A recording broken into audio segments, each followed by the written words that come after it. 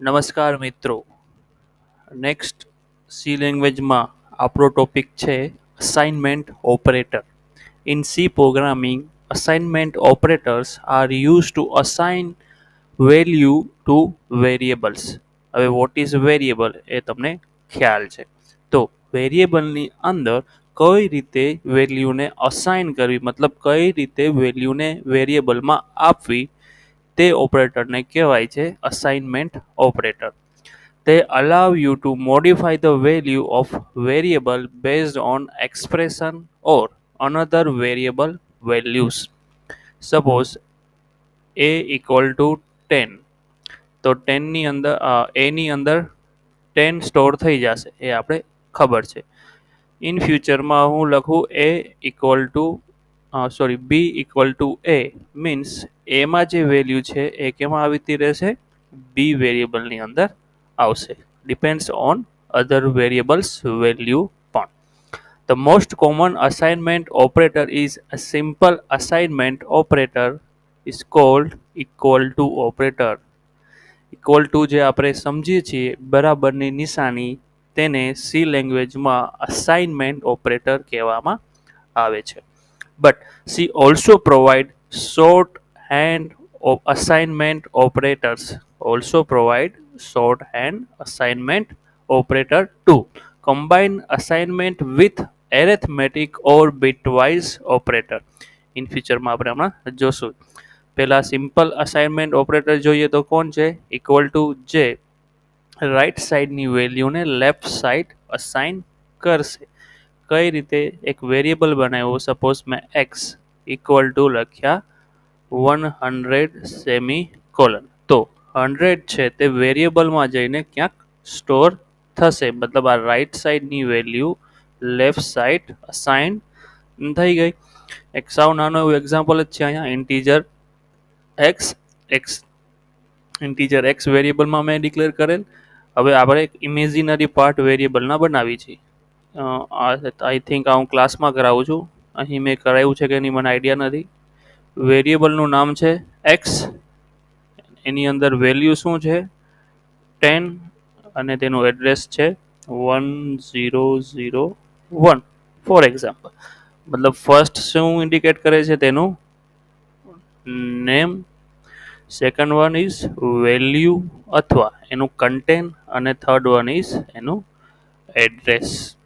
Okay, તો કે એના કન્ટેન્ટ એની કોઈ વેલ્યુમાં કેટલા સ્ટોર થઈ ગયા, 10 સ્ટોર થઈ ગયા. આ હતું સિમ્પલ આ એક્સપ્રેશન કઈ રીતે કામ કર્યું તેનું એક્ઝામ્પલ. એક્સની અંદર 10 સ્ટોર થઈ ગયા. આ તો સિમ્પલ અસાઇનમેન્ટ ઓપરેટર જે છે આપણી પાસે ઇક્વલ ટુ. હવે એવી જ રીતે આપણી પાસે શોર્ટ અસાઇનમેન્ટ ઓપરેટર પણ છે. શોર્ટ હેન્ડ મતલબ એક શોર્ટકટ આપશે તમને. તો પહેલો જ ઓપરેટર છે આપણી પાસે પ્લસ ઇક્વલ ટુ, જે આપણે એડિશન કરીને આપશે, અને એડિશન કેમાં કરીને આપશે, એ જ વેરિયેબલની અંદર સ્ટોર કરીને આપશે. એનું એક્ઝામ્પલ આ છે. એક્સ મેં વેરિયેબલ લીધો પ્લસ ઇક્વલ ટુ 5. હવે એને જ્યારે આપણે આ ઇક્વેશનને ઓપન કરીએ, મતલબ આને છૂટા પાડીએ, તો શું બને, x equal to x plus 5.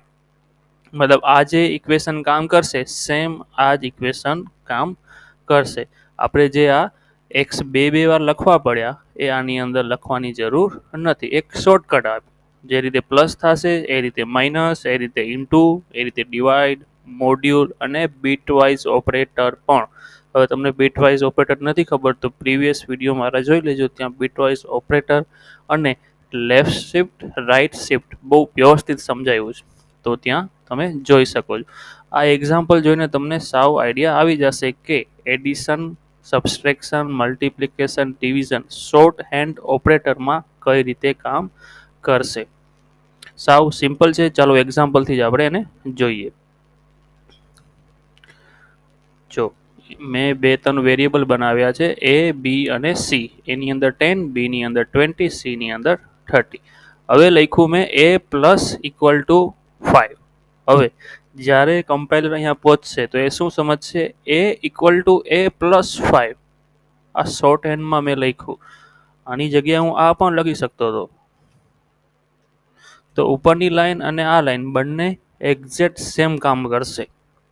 બરાબર. તો જે ઉપર આપણે લખ્યું એને શોર્ટ એન્ડ અસાઇનમેન્ટ ઓપરેટર એડિશનનું કહેવાય. તો તમને જે રીત ફાવે એ તમે લખી શકો. સેમ એ જ રીતે B minus equal to 3, B minus equal to 3, તેને કમ્પાઇલર શું સમજશે? B equal to B minus 3. તો એનો જે જવાબ આવતો હશે તે મતલબ બીમાં અત્યારે 20 છે તો -3 કરશે એટલે 17 આવશે. પછી જે સી ઇન્ટુ ઇક્વલ ટુ 2, મતલબ C equal to C into 2. C ની અંદર કેટલા છે? 30. કેનાથી એને મલ્ટીપ્લાય કરો? 2 થી. તો 3 દુને 6 એટલે સી ની અંદર હવે કેટલા હશે? 60 હશે. આફ્ટર પછી એક પ્રિન્ટએફમાં અમે આ ત્રણે વેરિયેબલને ડિસ્પ્લે કરાવી દીધા. તો ચાલો આ પહેલા ત્રણનું આઉટપુટ જોઈ લઈએ. તો જો આફ્ટર એરેથમેટિક ઓપરેટર તો 15, 17 અને 16 નીચેનું આપણે હજી હમણાં જોઈ છે. તો આ હતા તમારા શોર્ટ હેન્ડ એરેથમેટિક ઓપરેટર. બધા ઓપરેટર ઓલમોસ્ટ તમારે શોર્ટ હેન્ડમાં પણ લખી શકો. સેમ છે ડિવાઈડનું. C divide equal to 4. હવે સી ની અંદર અત્યારે કેટલા છે? જો 30 નથી, કેમ કે આ ઇક્વેશન રન થઈ ગઈ, એક્સપ્રેશન રન થયું એટલે ત્યાં કેટલા આવી ગયા? 60. હવે કેટલા થઈ ગયા? એને ડિવાઈડ કર્યા 60 ડિવાઈડ 4. 60 ડિવાઈડ 4 કરશો એટલે કેટલા આવશે? 15. જો આ શોર્ટ હેન્ડ ઓપરેટર ઓપન કરશો એટલે શું બનશે? C equal to C divide 4. ચલો એને રન કરીને જોઈ લઈ. After division a module she is 15. એવા આઉટપુટ અહીંયા આવશે ને, આ સી વાળું. પછી એમાં જોઈએ એ મોડ્યુલ ઇક્વલ ટુ 3. હવે મોડ્યુલ શું છે? આપણે રિમાઇન્ડર સાથે જ્યારે કામ કરવાનું હોય ત્યારે આપણે મોડ્યુલ ઓપરેટરનો યુઝ કરતા હોય છે. એની અંદર કેટલા છે અત્યારે? 10. બટ અહીંયા આપણે 15 કરી નાખ્યા હતા એટલે અત્યારે અહીંયા 15 હશે.